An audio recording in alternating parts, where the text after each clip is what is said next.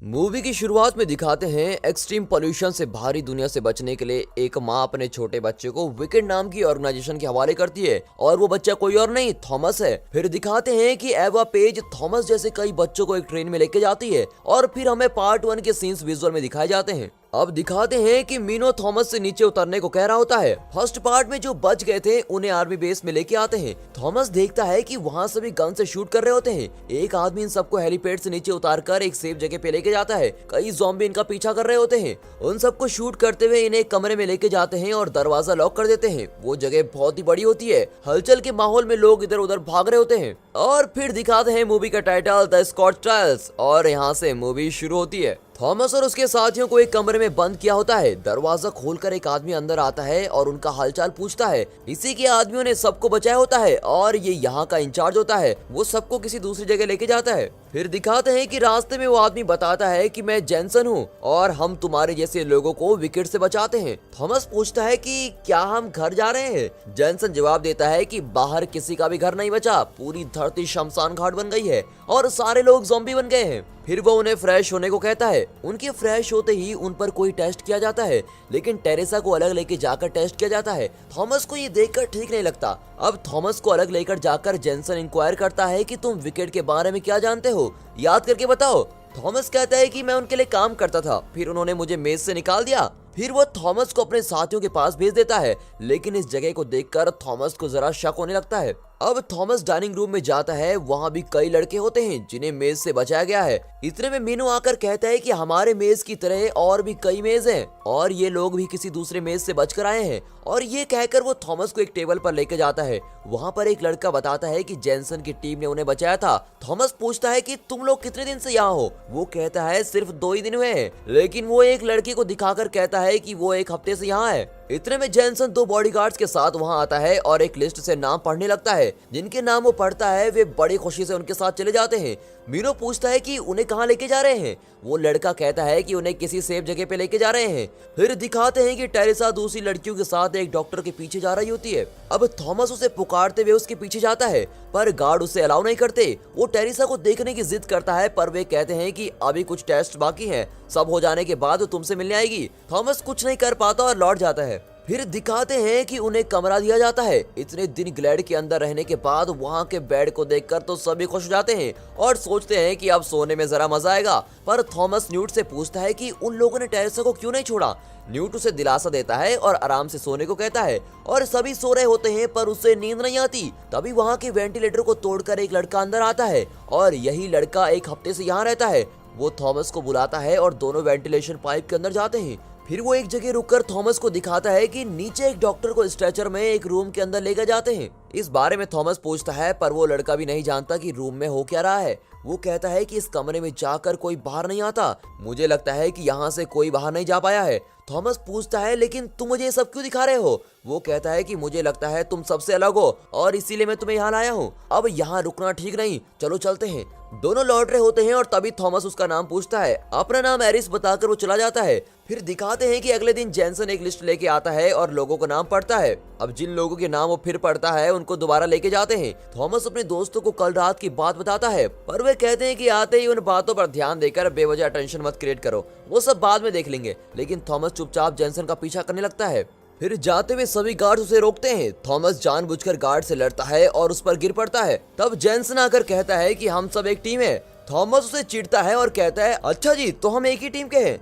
अब जेनसन गुस्से में सबको कमरे में बंद करवा देता है। थॉमस के साथी उसे डांटते हैं कि तुम पागल हो क्या। वो कहता है कि मुझे कुछ गलत लग रहा है, ये सब हमसे झूठ बोल रहे हैं। और फिर वो उस गार्ड का आईडी कार्ड दिखाता है जिससे वो जानबूझकर लड़ गया था। न्यूट कहता है, बड़ी मुश्किल से रहने की जगह बेड और खाना मिल रहा है और तुम हमारी खुशी पे पानी मत फेरो। तभी एरिस वेंटिलेशन को निकालकर अंदर आता है और थॉमस को बुलाता है। थॉमस कहता है, मेरी बात गलत भी हो सकती है, पर मैं देखना चाहता हूँ कि वहाँ हो क्या रहा है। और ऐसा कहकर थॉमस और एरिस चले जाते हैं। फिर दिखाते हैं कि दोनों गार्ड की आईडी लेकर कमरे में जाते हैं। वहाँ टेस्ट ट्यूब में ग्रीवर्स को बना रहे होते हैं। दूसरे कमरे में इंसानों के सर में ट्यूब घुसाकर उन्हें लिटाया होता है और उनके शरीर से ज़ॉम्बी वायरस की दवा निकाल रहे होते हैं। थॉमस का शक अब सच निकल जाता है। फर्स्ट पार्ट से भी ज्यादा खतरनाक एक्सपेरिमेंट यहाँ चल रहा होता है और अचानक वहाँ जेनसन आता है। ये दोनों एक पिलर के पीछे छुपकर उन्हें देखते हैं और जेनसन एवा पेज के साथ वीडियो कॉल करता है। एवा कहती है कि और तेजी से दवा बनाने का काम करना होगा इससे पहले कि कोई वहाँ से बच निकले। तुम जल्दी काम खत्म करो। जेनसन कहता है कि यहाँ हमने पूरी लॉकडाउन लगा रखी है, कोई भी बाहर नहीं जा पाएगा। एवा पूछती है तो फिर कुछ लड़कियां जो बचकर राइट आर्म्स तक पहुंच गई है उनके बारे में पता लगाया तुमने?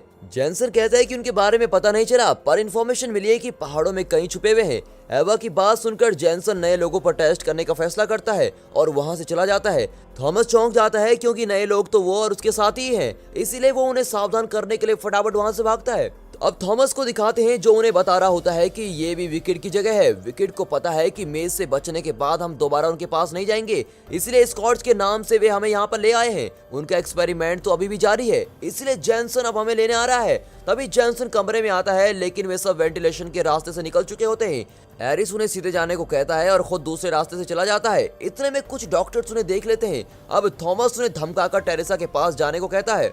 इतने में एक गार्ड आता है, पर मीनो उसे पीटकर गन छीन लेता है और फिर वे टेरेसा को ढूंढने चले जाते हैं। इतने में जेनसन सारे गार्ड को अलर्ट कर देता है और थॉमस को पकड़ने के लिए टेरेसा के कमरे में जाता है, पर तब तक थॉमस और टेरेसा जा चुके होते हैं। फिर दिखाते हैं कि वे किसी तरह दरवाजे तक पहुंच जाते हैं, पर गार्ड की आईडी से दरवाजा नहीं खुलता। इतने में जेनसन गार्ड के साथ आता है और उन्हें दिलासा देने की कोशिश करता है, पर थॉमस डटकर पूछता है कि तुम विकेट के लिए काम करते हो ना? जेनसन कहता है कि तुम ये दरवाजा कभी नहीं खोल सकोगे। इतने में दरवाजे के उस तरफ से एरिस उसे खोल देता है और सब बचकर भाग रहे होते हैं। जेनसन दरवाजा बंद करने का ऑर्डर देता है और वे बंद होने लगता है। थॉमस लगातार शूट कर रहा होता है ताकि कोई उनके पीछे ना आए, और बुलेट्स के खत्म होते ही वो तेजी से दरवाजे के बीच से होकर दूसरी तरफ चला जाता है। थॉमस और उसके साथी मेन गेट खोलकर बाहर भागते हैं। जेनसन के आदमी उनको पकड़ने के लिए बाहर आते हैं और उससे बचकर ये लोग एक टूटी हुई बिल्डिंग में छुप जाते हैं। एक्चुअली उन्हें खुद पता नहीं होता कि वे वहां से क्यों भागे थे। बिना कुछ सोचे थॉमस के कहने पर वे सब वहां से भाग गए हैं। अब वे थॉमस से पूछते हैं कि उसका क्या प्लान है। थॉमस उन्हें लैब में दिखाई भी सारी बातें बताता है और जेनसन और एवा के बीच हुई बातों के बारे में भी सब बताता है। इंसान के शरीर से ये लोग कोई दवा निकालने की कोशिश कर रहे हैं और शायद हमारे खून में कुछ है जो इन्हें चाहिए, इसलिए हमें यहाँ रखा हुआ है।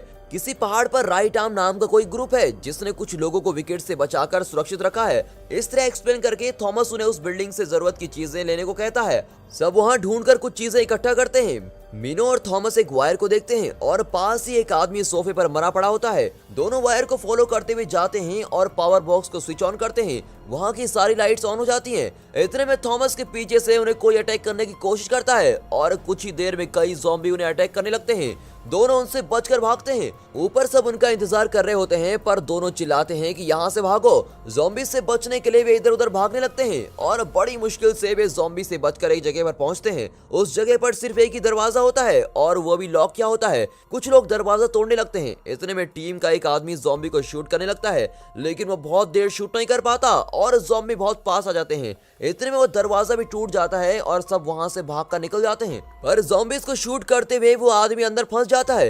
एक तरफ ज़ॉम्बीज़ उसे खींच रहे होते हैं और दूसरी तरफ उसकी टीम खींच रही होती है।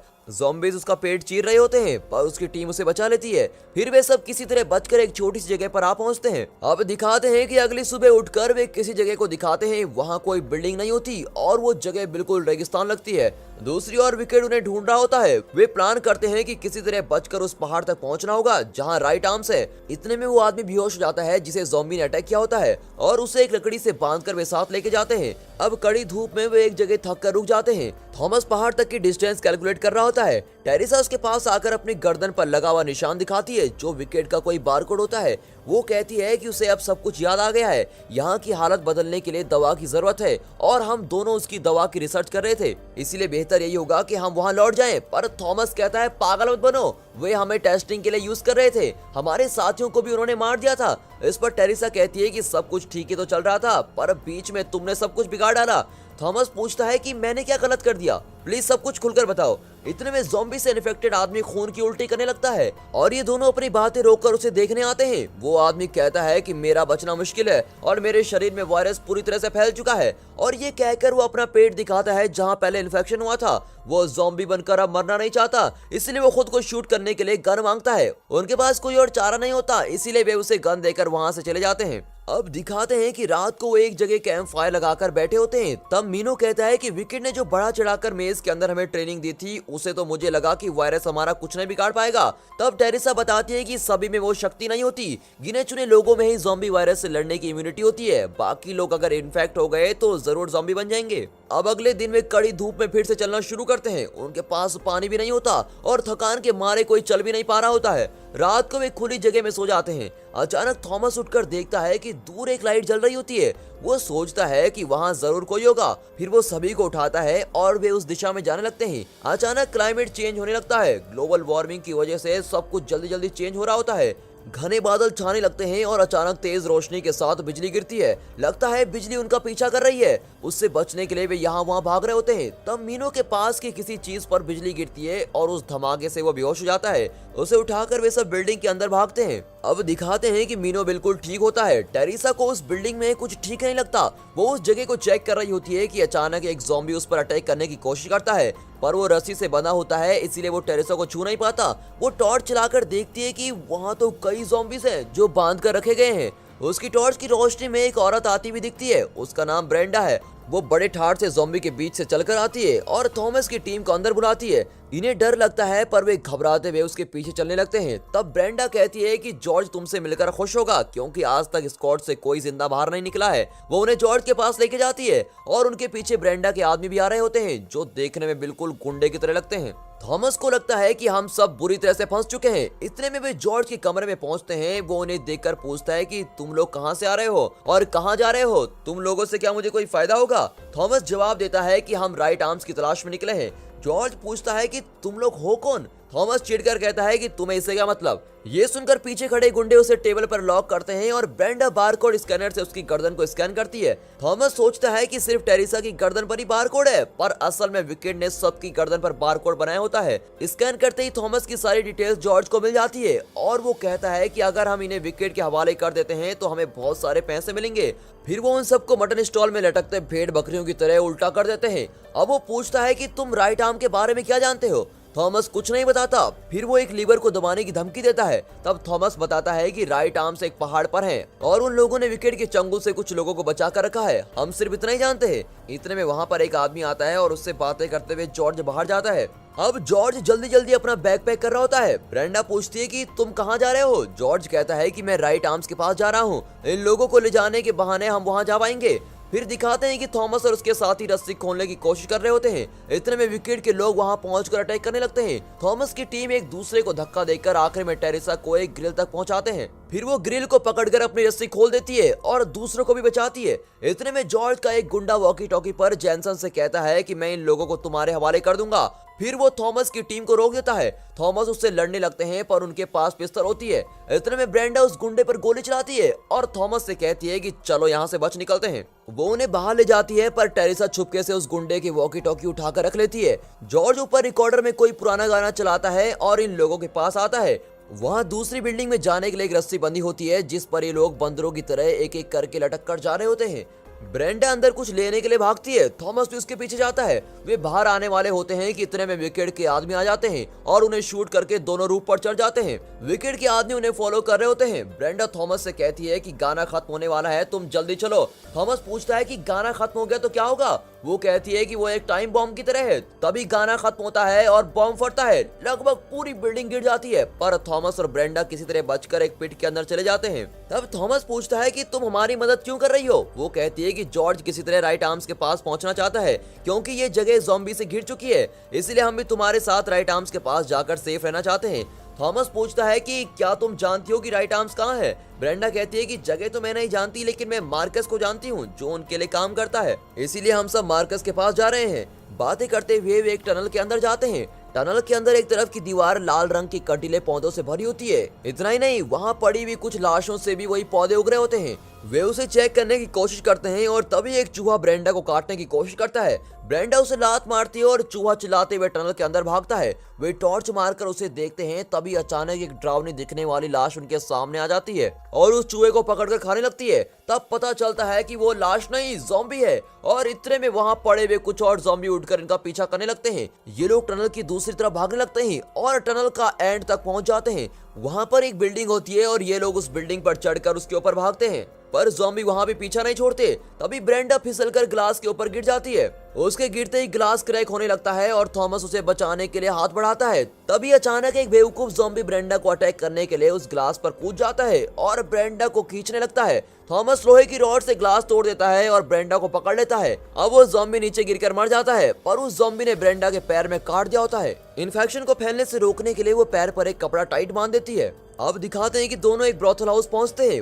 वहाँ कई गरीब और बेघर लोग सड़क पर असुरक्षित जिंदगी जी रहे होते हैं। थॉमस समझ जाता है कि विकेट अपनी दवाइयाँ सिर्फ अमीरों के लिए ही बना रहा है। मिलिट्री भी उन्हीं लोगों की रक्षा कर रही है। वे एक आदमी से मार्कस के बारे में पूछते हैं। वो कहता है कि मार्कस तो मर चुका है। फिर थॉमस अपने साथियों के बारे में पूछता है। वो कहता है कि वे अंदर हैं, पर तुम इसे पीकर ही अंदर जा सकते हो। और ये कहकर वह उन्हें एक बोतल देता है। दोनों उसे पीकर अंदर जाते हैं। वहाँ कई लड़कियां होती है और ये दोनों नशे में धुत इधर उधर चल रहे होते हैं। थॉमस को अब इल्यूजन होने लगता है और उसे उसके मरे हुए साथी दिखाई पड़ते हैं। फिर वो नशे में बेहोश होकर गिर जाता है। फिर दिखाते हैं कि उसके सपने में वो टेरेसा को अकेले में मिलता है और कहता है, मुझसे दूसरों की मौत नहीं देखी जाती। तुम समझने की कोशिश करो कि मैंने ये सब क्यों किया। टेरेसा पूछती है कि ऐसा तुमने क्या किया है। इतने में विकेट के आदमी थॉमस को पकड़कर लेके जाते हैं। फिर दिखाते हैं कि उसकी आंखें खुल जाती हैं और टेरेसा उसके पास ही बैठी होती है। जॉर्ज मार्कस को कुर्सी से बांधकर उसे पीटता है और पूछता है कि राइट आर्म्स कहाँ है। मार्कस को पकड़ने के लिए उन्होंने इतनी मुसीबत झेली थी, पर अब पता चलता है कि मार्कस अब राइट आर्म्स के लिए काम नहीं करता। जॉर्ज विनती करता है कि कम से कम राइट आर्म्स की जगह तो बताई दो। मार्कस मार खाते खाते कहता है कि राइट आर्म्स पहाड़ पर ही हैं और वहां पहुंचने से पहले विकेट के आदमी तुम्हें पकड़ लेंगे। फिर दिखाते हैं कि जॉर्ज सबको लेकर मार्कस की गाड़ी में उस पहाड़ की ओर जा रहा होता है। तब रास्ते में कई गाड़ियां खड़ी होती हैं और वे आगे नहीं जा पाती।